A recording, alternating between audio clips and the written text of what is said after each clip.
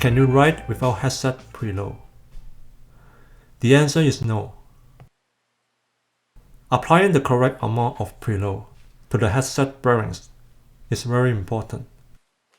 You don't want it to be too tight or too loose because it will affect the handlebar and headset bearings to have a back and forth movements.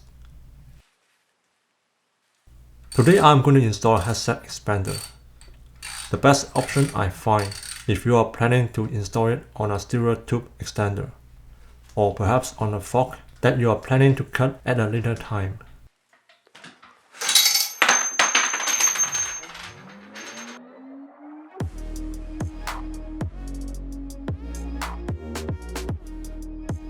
The reason why I chose this over the Hope Head Doctor is because it's more convenient to install and remove.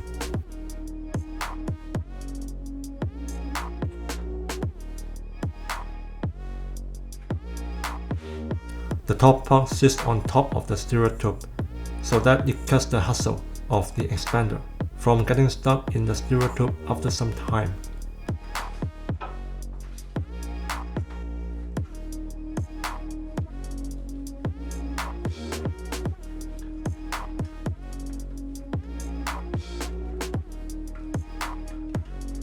The only concern is that you need to align it with the stereo tube, otherwise it will not go through the stem.